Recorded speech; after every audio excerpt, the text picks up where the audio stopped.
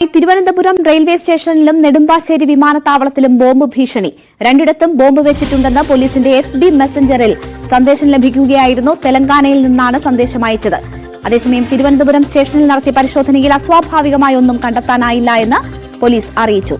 വിവരങ്ങളുമായി ഡാൻ കുര്യൻ ചേരുകയാണ്. ഡാൻ, പരിശോധന പൂർത്തിയായോ? എന്താണ് റെയിൽവേ അധികൃതരിൽ നിന്നും പോലീസിൽ നിന്നും നമുക്ക് ലഭിക്കുന്ന വിവരങ്ങൾ?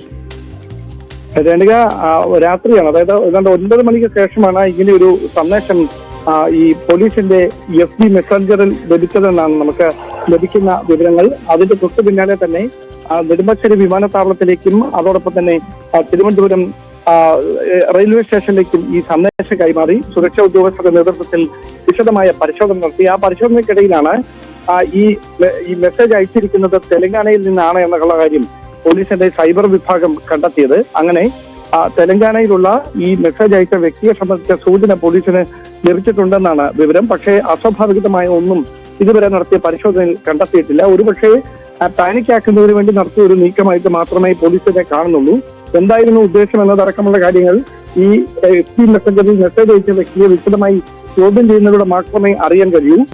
ഇയാളെ പിടികൂടുന്നതിന് വേണ്ടി ഇവിടെ നിന്ന് ഒരു പോലീസ് സംഘം തെലങ്കാനയിലേക്ക് പുറപ്പെടുമെന്നാണ് ലഭിക്കുന്ന സൂചന. ഇപ്പോൾ ഇതൊരു വ്യാജ ഭീഷണിയാണ് എന്ന് നമുക്ക് പറയാൻ കഴിയുമോ? അങ്ങനെ ഒരു നിഗമനത്തിലേക്ക് എത്തുന്നുണ്ടോ? അങ്ങനെ തന്നെയാണ്. മറ്റ് അസ്വാഭാവികതകളൊന്നുമില്ല. യാത്രക്കാർക്കോ ട്രെയിനിനോ മറ്റ് സുരക്ഷാ പ്രശ്നങ്ങൾ ഒന്നുമില്ല. എല്ലാം സുഗമമായി തന്നെ ആയിരിക്കും. രാത്രി പുറപ്പെടേണ്ട ട്രെയിനുകളും തിരുവനന്തപുരത്തേക്ക് വരുന്ന ട്രെയിനുകളും എല്ലാം സുരക്ഷിതമായി തന്നെ ഇവിടേക്ക് എത്തുമെന്നാണ് റെയിൽവേ അധികൃതർ അറിയിച്ചിരിക്കുന്നത്. ഇതുമായി ബന്ധപ്പെട്ട വ്യാപകമായ പരിശോധനയാണ് റെയിൽവേ സ്റ്റേഷനിലും അതോടൊപ്പം തന്നെ നെടുമ്പാശ്ശേരി വിമാനത്താവളത്തിലും സുരക്ഷാ ഉദ്യോഗസ്ഥരുടെ നേതൃത്വത്തിൽ പൂർത്തിയാക്കിയത്. ഈ സന്ദേശം വ്യാജമാണ്, അങ്ങനെ ഒരു കാര്യമില്ല എന്നാണ് തന്നെയാണ് ഇപ്പോൾ ഇതിനോടകം നടത്തിയ പരിശോധനയിലെ കണ്ടെത്തൽ. ശരി, ഡാൻ കുര്യനാണ് വിവരങ്ങൾ നൽകിയത്. എന്തായാലും പ്രോട്ടോകോൾ അനുസരിച്ചുള്ള പരിശോധനകൾ പൂർത്തിയാക്കിയിരിക്കുകയാണ്. അസ്വാഭാവികമായും ഒന്നും തന്നെ കണ്ടെത്താൻ ആയിട്ടില്ല. അതേസമയം സന്ദേശം അയച്ച ആളെ സംബന്ധിച്ചുള്ള അന്വേഷണം ആരംഭിച്ചിട്ടുണ്ട്. തെലങ്കാന സ്വദേശിയാണ്.